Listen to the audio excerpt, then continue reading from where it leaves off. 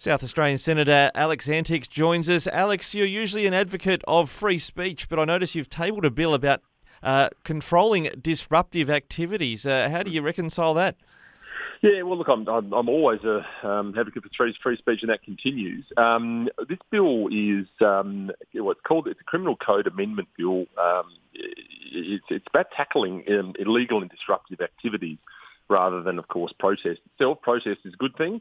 And there are specific carve-outs for protests, journalists, public interest in this bill as well. But what it seeks to do is replicate the great success that was had with some similar amendments in the last government to really dig into people who were, in that case, invading farms. If you remember, there was a spate of vegan protesters who were terrorising farms and so on and so forth.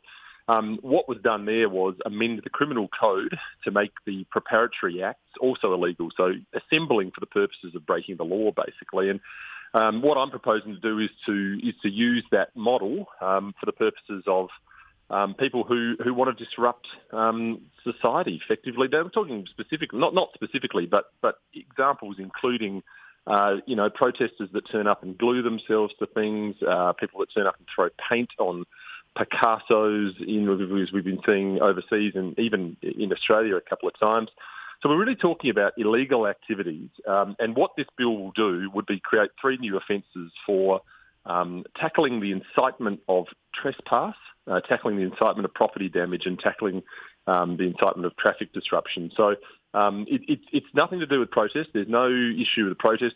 To use the example, the freedom protests that were seen last year would have all gone through unabated, and as they should, because people were behaving themselves and protesting lawfully. Now, you've mentioned a number of these are criminal acts that you're talking about, the people that organise the actual performance of these acts. So, we saw I think in Queensland, people were tying themselves to train tracks because they didn't want coal shipments to leave a particular area because they're concerned about climate change. This would actually not target the people that are tying themselves to a train track, but those that have organised that activity to occur.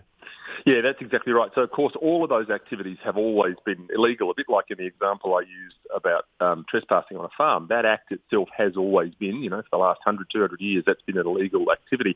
What this bill seeks to do is look for the 10 or so people that organise the whole thing. That is, those that were involved in email threads, those that were involved in, phone calls, anything that uses telecommunications power. So, that's the internet and phones. It's really trying to disrupt the business of creating disruptions and illegal activities before they even happen. So, of course, throwing paint at a Picasso has been illegal for 200 years. But what this would do is create an offence for those who help. It might be you're organising, someone has to go out and buy the paint, the team. Someone has to drive you there, someone has to do this, someone has to do that. But Australians are sick of this stuff, and it's a very fine line. I get that. But this has nothing to do with freedom of speech, has nothing to do with freedom of protest. All of that continues on. People want to protest, they'll do that. But if people are organising for the purposes of breaking the law or damaging property and being disruptive, then this bill, if it was passed, would seek to fix that. This might seem like an obscure example, but it might be of importance to our livestock producers. Live exports have fired up again after a bit of a lull, and this has been the subject of some protest. I do recall at least once, if not twice, someone fed ham to sheep that were due for live export, knowing that would offend the religious sensitivities of those receiving the animals in the Middle East. Would that be picked up by this, or is it something maybe by regulation you have to capture?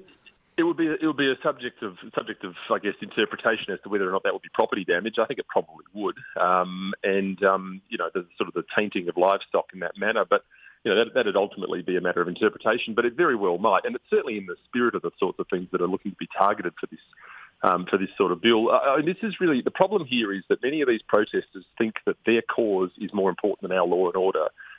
That's not the case, and it won't ever be the case regardless of what your issue is. There are rules there for a reason. Now, that doesn't mean that, as I said many times before, that doesn't mean the right to protest doesn't change. It's, in fact, if anything, it's probably strengthened through this bill. But something needs to be done. We're seeing this all around the world. And frankly, from what it appears, it doesn't seem to be, whatever sanctions are in place now don't seem to be working. And I will say, I don't see reports of farm invasions anymore, so this model obviously works fairly well. I noticed that people that lie across freeways in Europe sometimes, and you see unattractive videos of members of the public taking things into their own hands and dragging them off the roads, but that would have been something organised. That's the kind of thing you'd also contemplate this bill would target?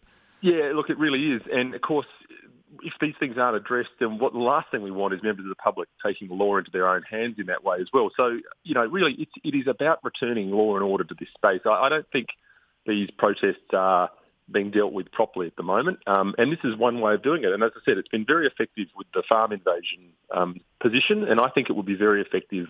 We're only a short amount of time. We saw this during the Santos Tour Down Under. We saw people acting like this. You had to remind me of the mental picture, sorry. Well, some of those, actually, yeah, I'm not actually sure if this would actually pick up the... indecent exposure. Yeah, I'm not sure if it would pick that up, but, Well, it does remind me, though, you're talking about free speech here, the suffragette movement. I think some of the things they did in England were considered criminal offences, chaining themselves to things and what have you. Is there a carve-out for, I guess, the lower-level public disorder type offences? Yeah, look, it really doesn't tackle those sorts of things. This is aimed at, trespass, so, in entering people's private areas, spaces, and property damage, really, traffic disruption as well, but it's really aimed at the big-ticket items. I mean, I think, public flashing like that is not ideal, but it's, if you want to put that on perhaps a slightly different level of offence, there have to be limits to the distinction between protest and disruption. And, there are real economic costs for businesses in our cities and for people trying to get to work and for the clean-up as well. So, it's not enough to just say I have the unfettered right to do whatever I want. If my issue is more righteous than yours, then I can do whatever I want. That's not the case, and it never will be. And so this bill would seek to protect the rule of law. Well, Alex Antic, I know the Greens get excited and triggered every time you open your mouth in the Senate. Let us know. Let us know when we start debating this one in the Senate. We'd like to tune in. I will. I'm looking forward to their thorough support for this one. Thanks, Alex. Have a good day. Thanks, Ricky. See you. Bye.